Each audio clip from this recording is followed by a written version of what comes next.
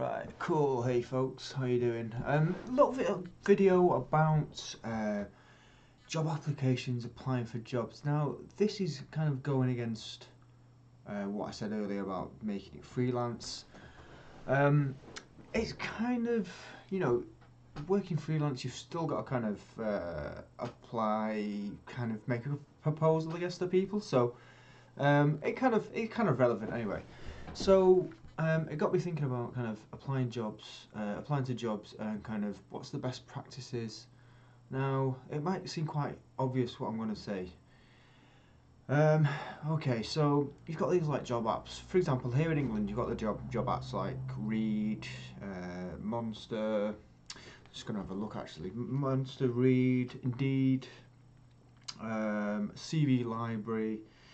You know, they're the main kind of yeah, they're the biggest anyway.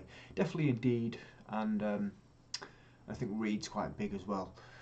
So yeah, what I'm saying is with that kind of recruitment kind of agency job site, that didn't make any sense, right? So let's take that back. So what I'm trying to say is these kind of like job sites where you get recruitment agencies on the job sites, and then you have to send your CV and covering letter to the recruitment agency. Then they send your CV on to the recruiter. Now, that is like you have. let me just visualize that on my piece of paper because that's how I learn. You see, so okay, you've got step one, which is your CV, and then you got your covering letter. You then send it off to the recruiter, or the person who's in charge of the advert. 8 times out of 10 it's going to be a job recruitment agency, so they look at it, they say yes or no, they ask you in for an interview to sign up to the agency, so that's another step. So interview, and then you've got to talk about your skills again, and then they get you signed up to the agency, then they send you your CV off to the recruiter, yeah, so the person looking for the job. And then the recruiter makes a decision, yes or no. So, say if they say yes, you would then be asked for, probably it might be a telephone interview, like a pre-screening interview. So, pre-screening interview, and depending on the job, you might have 1 or 2 interviews, face-to-face interviews, or you might have a task. So, let's just say you've got, well, most of the interviews I've been one interview and a little task. So, let's just put interview, face-to-face interview, and then task, and then hopefully job.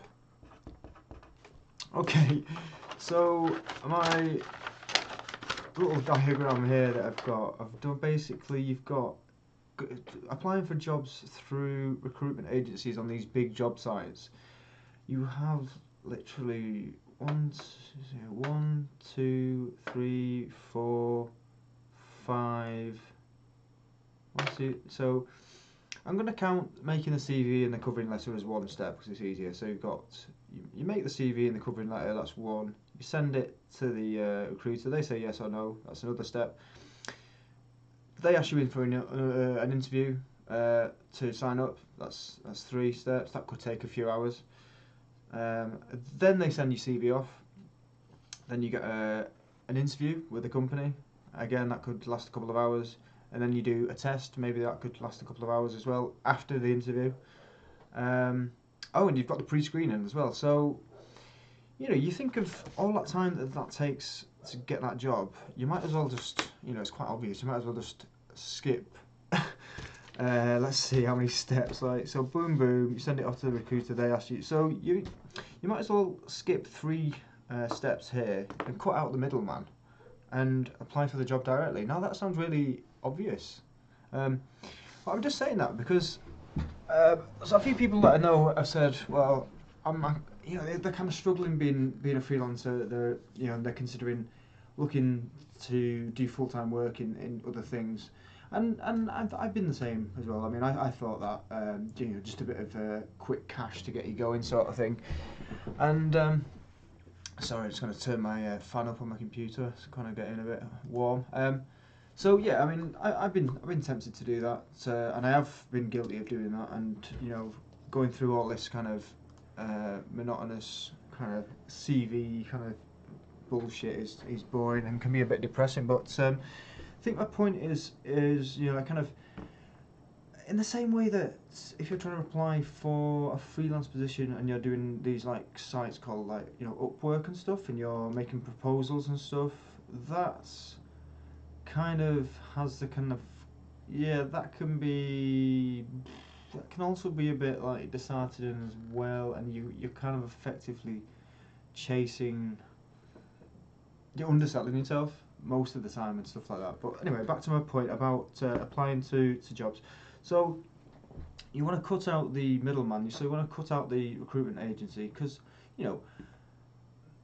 they may find you work, but is the work going to be quality? I don't know. It really depends on your sector. I mean, I'm looking at the IT sector in general and kind of the creative sector. So kind of applying to creative work is, in my experience, a little bit different, because you've got your portfolio, and then you're simply just sending your portfolio off with a little bit of information about yourself. And I'm finding that the jobs that are advertised, it might just be my area, I don't know, or it might be just the jobs that I'm looking at, are hosted by the company, because the company actually pays money for these recruiters to advertise on their sites anyway. And I just think that you've got all these apps on your phone. You can set it up so you can have your covering letter, all your information, your CV's automatically there. You can basically do one click apply and it sends your covering letter off to them, or you can type your covering letter in before you do it. But then I think that doing it that quickly, is that effective? I don't think that's very effective. You might get lucky. I mean, I've certainly got lucky in the past where I've applied for a job and I didn't even read the advert. And then they got back to me and I left it for 2 weeks to even get back to them, and I got the job. But there you go. I mean, it's as simple as applying for a job. I'm not going to say it's really easy and you can go apply for a job today, get one tomorrow. There used to be a time where you could do that, not anymore. There's so many people applying for these jobs with these apps as well. You've got so many applications coming in through the phone, someone just banging them out, copy and pasting in. People receiving the applications must cut them off at some point. I've noticed a pattern of that when I've been looking for work in the past. So my point is yes, they say stand out from the rest. How do you stand out from the rest? Well, it's kind of, it's looking through the job spec. That's quite obvious. It's looking for what does the job entail, and also looking at the values of the company. And I'm just saying this in particular because I'm looking at something on the .gov website now. Obviously, government has got a particular set of morals, if you can call it that, values. They're quite important. What does the company represent in that sense? That they're, what do they want their employees to represent to the public in that way? So yeah, it's a bit more than just reading up on the job spec and saying, oh yes, well I can do that. Provide examples of them kind of essential technical skills, I guess, in an IT sense. I can do that. This is an example of when I've done that. And then looking at the extra stuff that kind of makes you stand out. Like look at their core values of the company. What do they support? What do they believe in? And then be like, okay, how can I turn this into a more personalised experience for the person reading it? Because I've done it myself when I've been asking for kind of video people to come and help me out and stuff. Yes, it's a little bit different, but they still put a covering letter together, and I've still put a kind of job advert, and I read some of them, and I'm just like, I know within the first paragraph whether I like this person or not. I know, and it's weird. It's kind of how it works. So it's kind of doing it that is you. You're not trying to fake anybody, and that could be quite obvious to people. But when you're in a bit of a rush and you're kind of trying to get job applications out, and you just you need a job somewhere, and you're just bashing it out, and it might not really have your personality attached to it. So just get get relaxed, and then just take your time over it. Obviously, don't take too long, but maybe take an hour or two. Just to really go and make that application the best it can do, and try not to lie too much, really, because they'll catch you out. And just be honest. If you've had experience with stuff, and they're looking for something else that you know about, but you have not really had that much experience. For example, I'll use an example of web development. So web development, I'm just going to look at my little chart here that you've got. So you've got HTML, CSS, and JavaScript, right? They're the three foundation elements that front-end web development. So JavaScripts, you have different frameworks in JavaScripts. There is, I can never remember them all. Is it JS Node? That's back-end. Let me just see. I can never remember them all.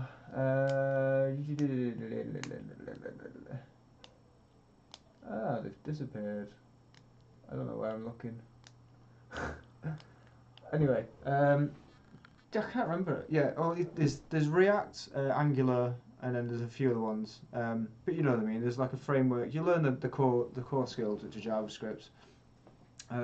In the same way that you'd learn CSS. You've got CSS preprocessors, and then you've got CSS frameworks. So you've got Sass, which is before kind of CSS, works alongside it, and then you've got like common things like Bootstrap, which kind of work on top of it or after it. But it's also important to know the core foundation.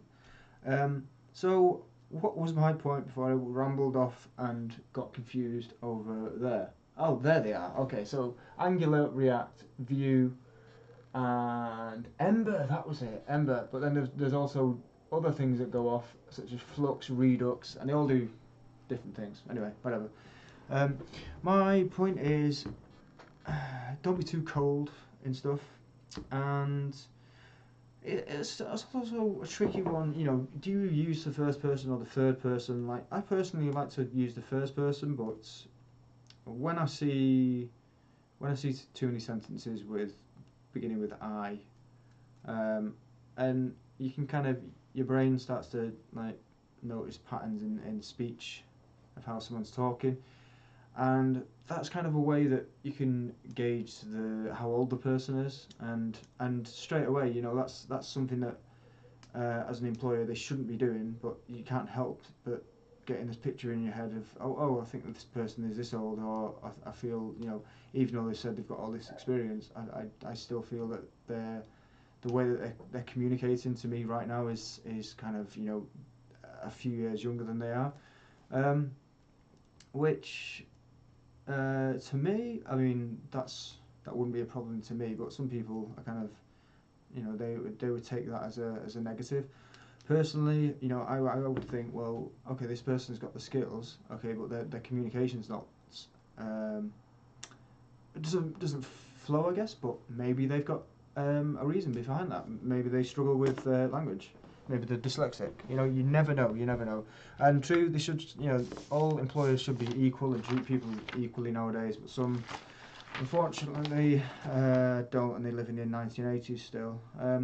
So what's my point? Yeah, job applications. Read the job spec and just be realistic. And be realistic to where the location of the job is. Could you imagine going there? And yeah, could you imagine working in the team? If you're just after quick money and you just want to work somewhere just for the money, just for like a couple of months, they will see that. And if you're, genuinely interested in the job, it'll come through on paper.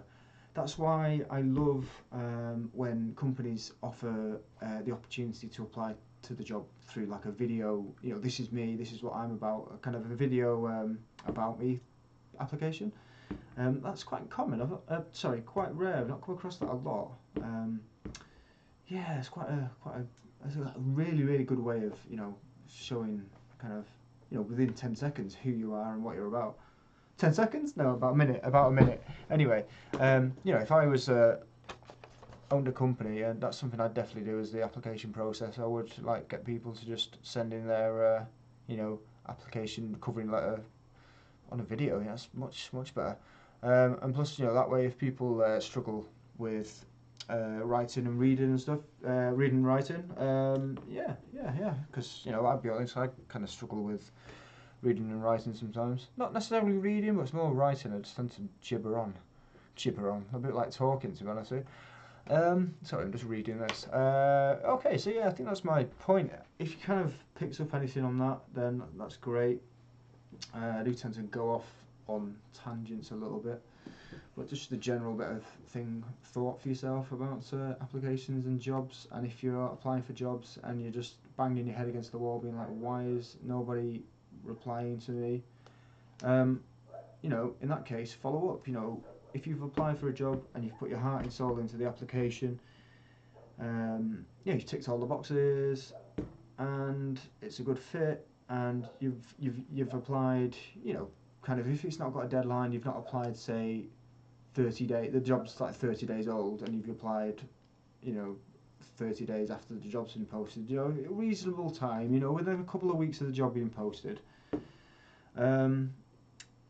So put a pencil in your calendar just to ring the person back in say like 2 weeks after your application. Just say hey, or an email. Just say hey, following up on this application, and just wondered what's going on with it. And that way they will give you the feedback if they don't get the feedback, because feedback is definitely more important than just someone saying no.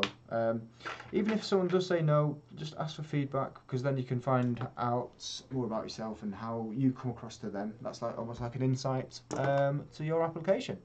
So I hope that made sense, and hope you got something out of that. That was same goes to freelancing. If you're applying to freelance positions, proposals and stuff, that is a whole nother ball game. That, to me, I've not been a big fan of using things like Upwork and Freelancer, purely because it's like the lowest bid usually wins, or the person with the most reviews, or is the most established wins. Not always, but it seems like a bit of a rat race to be like, got to apply for this job, got to apply for this job, and it's like, it's crazy. It's crazy. Might do a video on that, and kind of how that works, because it can be quite interesting as well, especially if you're doing it internationally as well. You're always getting undercut by somebody else in a different country. That's really frustrating, but I'll do another video on that. Wow, this was 20 minutes long. Okay, wow, what a video. So I didn't realise it was actually 20 minutes long, but stay tuned for more, and keep at it. If you want to subscribe, just hit me down below there. You can get in touch on the website as well, concretefox.co.uk. And keep your eye out for the newsletter. You can jump on concretefox.co.uk as well and get signed up to the weekly newsletter. I don't like calling it a weekly newsletter. It's more of a weekly heads up of what's going on. And shorter video next time, I think. Alright, take care.